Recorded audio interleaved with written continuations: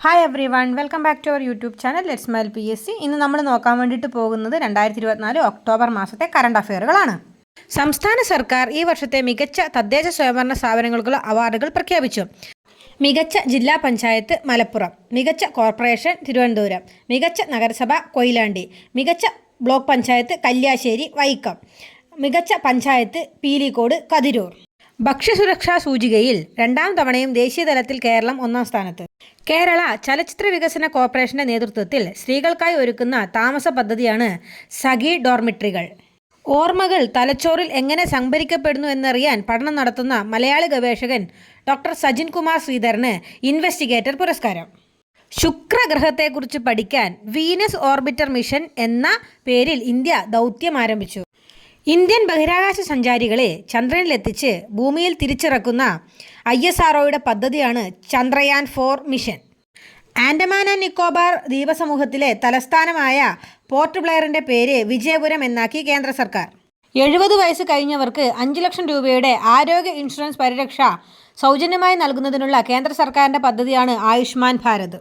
Mini moon എന്ന് വിളിക്കുന്ന കുഞ്ഞു ചന്ദ്രനെ സെപ്റ്റംബർ 29 മുതൽ നവംബർ 25 വരെ ഭൂമിയുടെ ആകാശത്ത് കാണാനാകും. ബഹിരാകാശം നടന്ന ആദ്യ സാധാരണക്കാരായി ജാരദ് ഐസക്മാനും സാറ ഗില്ലീസും. ആദ്യ സ്വകാര്യ ദൗത്യമായ സ്പേസസ് എക്സിൻ്റെ പൊളാരിസ് ഡോണിൻ്റെ ഭാഗമായിരുന്നു ഇവരുടെ നടത്തം. എല്ലാ തലത്തിലുമുള്ള കോടതികളിലേക്കും ജഡ്ജിമാരെ തിരഞ്ഞെടുക്കാൻ വോട്ടർമാർക്ക് അവകാശം നൽകുന്ന ആദ്യ രാജ്യമായി മെക്സിക്കോ. ഗുസ്തിയിൽ ഒളിമ്പിക്സ് മെഡൽ നേടുന്ന ആദ്യ ഇന്ത്യൻ വനിതാ താരമാണ് സാക്ഷി മാലിക്. സാക്ഷി മാലിക്കിൻ്റെ ആത്മകഥയാണ് വിറ്റ്നസ് അഥവാ സാക്ഷി. പ്ലൂട്ടോയുടെ ഉപഗ്രഹമായ ഷാരോണിൽ കാർബൺ ഡയോക്സൈഡ്, ഹൈഡ്രജൻ പെറോക്സൈഡ് എന്നിവയുടെ സാന്നിധ്യം നാസ കണ്ടെത്തി. സൂര്യന് സമീപമുള്ള ബെർണാഡ് സ്റ്റാർ എന്ന നക്ഷത്രത്തെ ചുറ്റുന്ന ബെർണാഡ് B എന്ന് പേരിട്ടിരിക്കുന്ന കുഞ്ഞൻ ഗ്രഹത്തെ കണ്ടെത്തി. ഏഷ്യയിലെ ഏറ്റവും വലിയ ദൂരദർശിനി ലഡാക്കിലെ ഹാൻലെയിനിൽ 4300 മീറ്റർ ഉയരത്തിൽ സ്ഥിതി ചെയ്യുന്ന ഇത് ലോകത്തെ ഇത്തരത്തിലുള്ള ഏറ്റവും ഉയരം കൂടിയ ദൂരദർശിനിയാണ്. മറാഠി, പാലി, പ്രാകൃത്, ബംഗാളി, അസാമീസ് എന്നീ 5 ഭാഷകൾക്ക് കൂടി ശ്രേഷ്ഠ ഭാഷാ പദവി. തമിഴ്, മലയാളം, സംസ്കൃതം, തെലുങ്ക്, കന്നഡ, ഒഡിയ എന്നീ ഭാഷകൾക്കാണ് നേരത്തെ ശ്രേഷ്ഠ ഭാഷാ പദവി ലഭിച്ചിരുന്നത്.